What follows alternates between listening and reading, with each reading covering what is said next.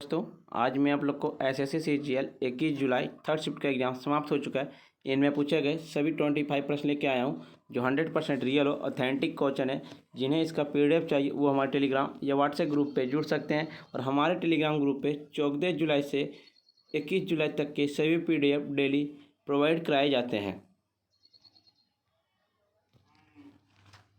पहला प्रश्न पूछा गया था, अलबरूनी किसके शासनकाल में भारत आया था। अलबरूनी जो है आपका मोहम्मद गजनी के शासनकाल में आया था।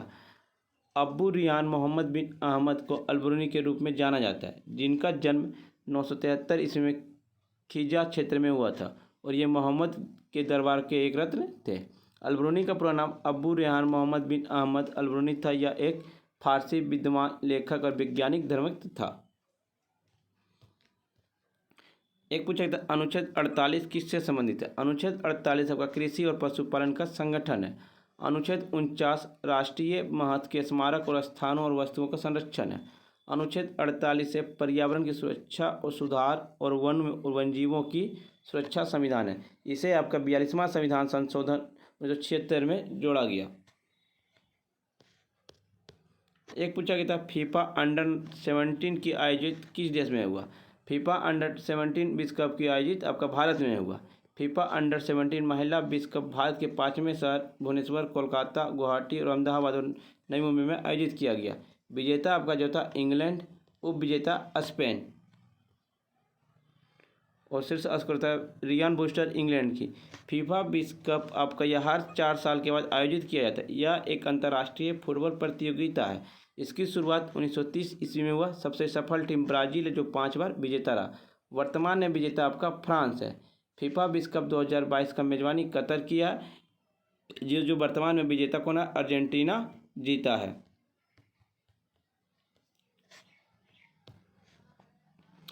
फीफा विश्व कप 2026 की मेजबानी संयुक्त राज्य अमेरिका, कनाडा और मेक्सिको द्वारा की जाएगी।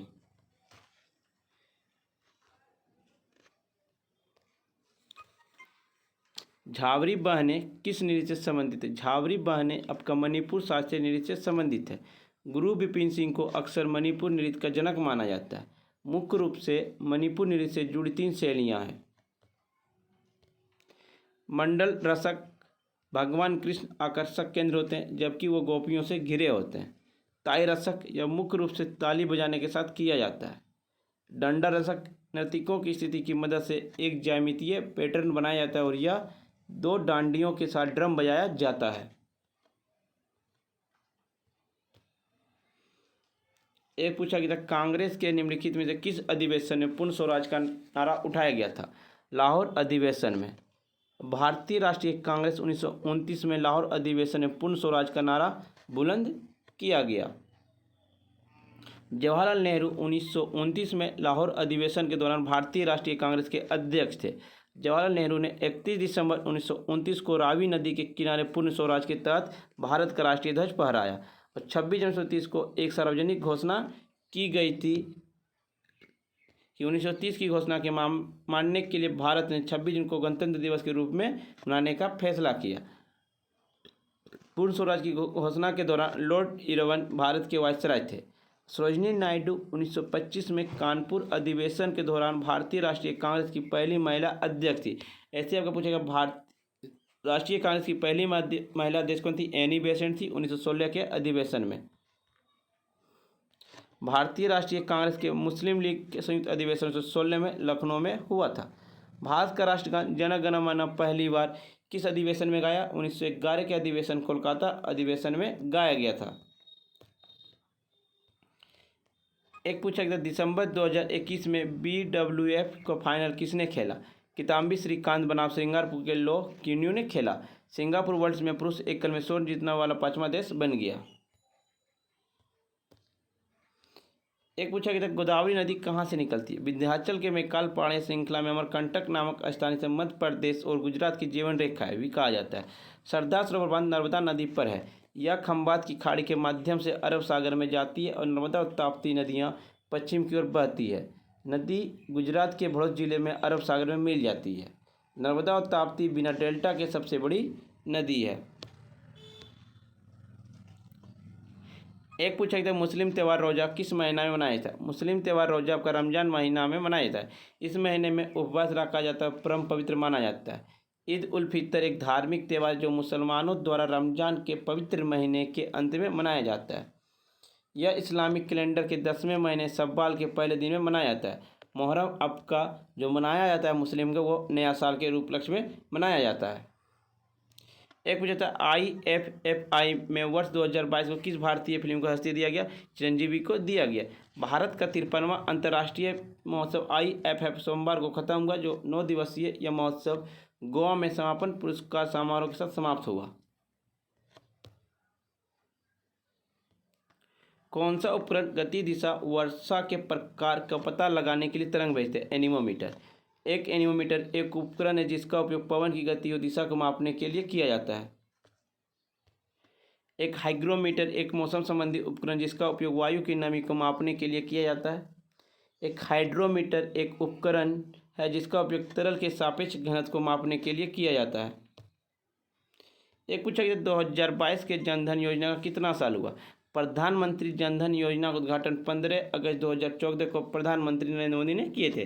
अब 2014 में स्टार्ट हुआ था। अब 2014 से अनुसार अब लगातार 8 साल हो चुका है।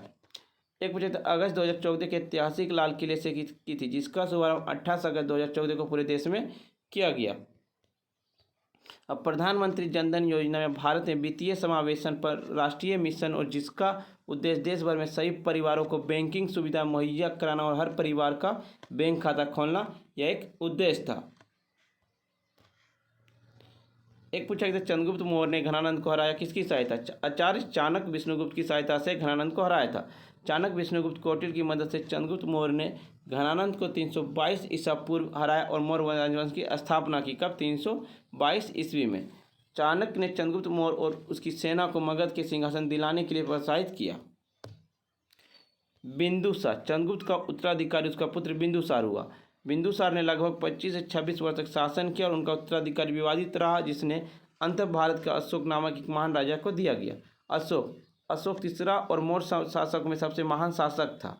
अशोक को अशोकवर्धन भी कहा जाता था। अशोक ने आपका कलिंग युद्ध भी युद्ध किया 261 ईसा पूर्व में और कलिंग युद्ध की चर्चा आपका अशोक का 13वां शिलालेख में दिया गया है।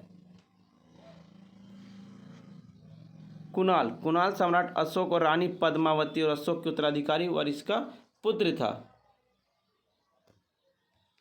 एक पूछा गया था मॉडर्न ओलंपिक कब से शुरू हुआ। मॉडर्न ओलंपिक आपका 1896 में स्टार्ट हुआ। ओलंपिक खेल पहली बार 1896 में ग्रीस की राजधानी एथेंस में आयोजित किया गया।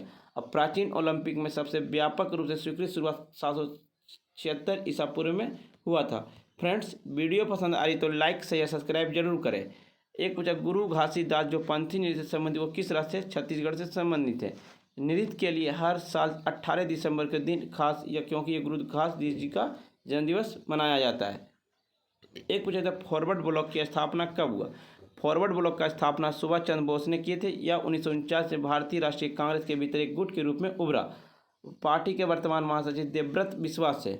इसका गठन 3 मई 1939 को हुआ था। सुभाष चंद्र बोस ने ही कहा था, नारा दिया था, तुम मुझे खून दो मैं तुम्हें आज़ादी दूंगा। फ्रेंड्स, वीडियो पसंद आई तो लाइक शेयर सब्सक्राइब जरूर करें और जिन्हें इसका PDF चाहिए वो हमारे टेलीग्राम या व्हाट्सएप ग्रुप पे जुड़ सकते हैं। डिस्क्रिप्शन लिंक दे दिया।